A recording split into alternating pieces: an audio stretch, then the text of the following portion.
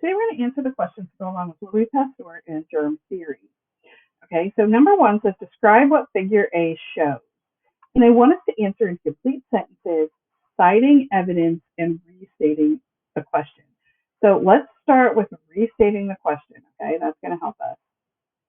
So we're going to say figure A shows, and now we have to tell what figure A shows, okay?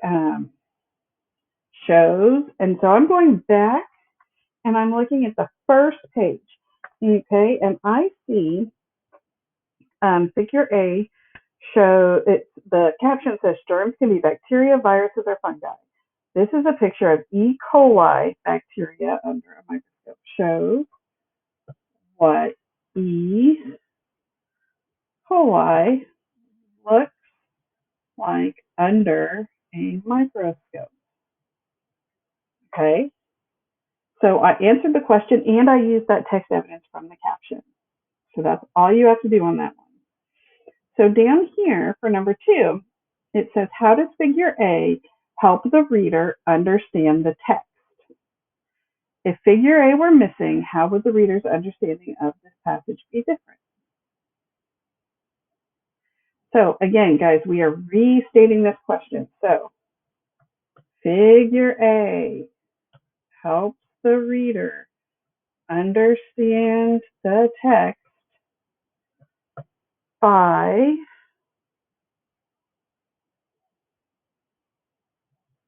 showing a picture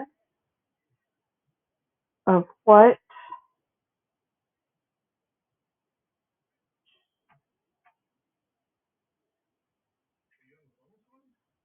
Louis Pasteur was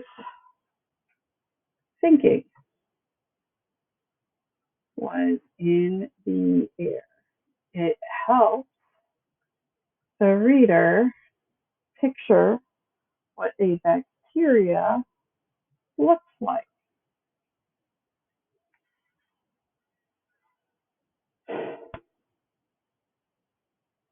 Okay, so now we're going on to figure B. So figure B is on page 2 of this, and again, they want us to answer in complete sentences, citing evidence and restating the question. So I have to restate the question, which is figure B shows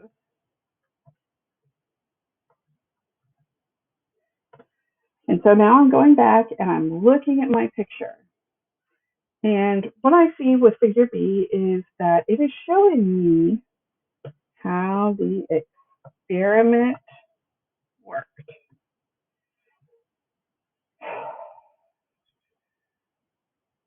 So now we have to tell how figure B helps the reader understand the text. So figure B helps the reader understand the text because, and now I'm going back and I'm looking at it again, because it visually, which means I can see it, visually shows how the bacteria got in the broth. Okay? So now we're going to go on to the second page of questions. So it says, write a paragraph describing how Louis Pasteur's experiments showed that germs are in the air. Use the words first, then, next, and finally in your paragraph. Okay? So I'm going back in the text to figure out what he did first. Okay, so first, he filled the flask with broth. Then he boiled the broth. Next,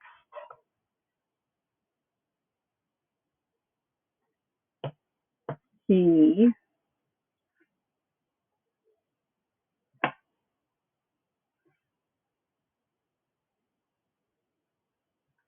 broke off one of the swan necks.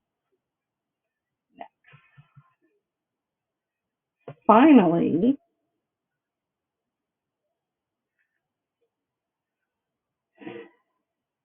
he waited and watched the flask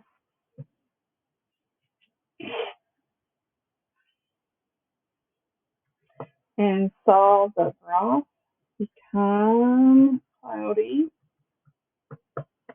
in one flask. This showed that germs were able to enter.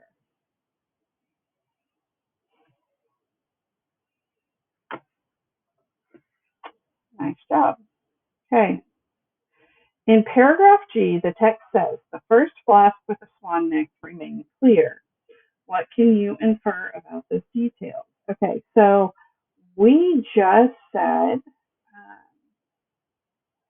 that up here that the broth became cloudy, and that showed that germs were able to enter. So if it's clear, okay, I'm going to do the opposite of cloudy, which is clear.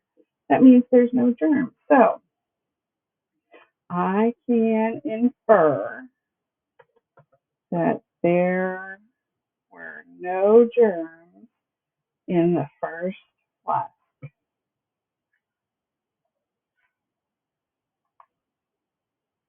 Okay, so now you're going to come down, you're going to do this last page. Now, I want you to do this last question by yourself. So it says, read paragraph G.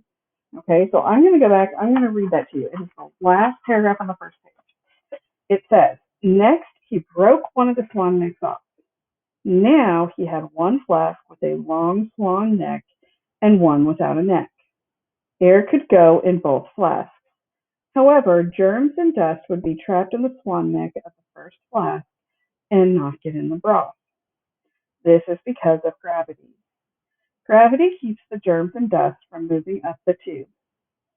In the broken flask, germs floating in the air could drop into the broth. It did not take long for the second flask to get cloudy. There was life in it. The first flask with a swan neck stayed clear. So, you are going to tell me what the cause and effect is. And you are going to do the cause in yellow and the effect in blue.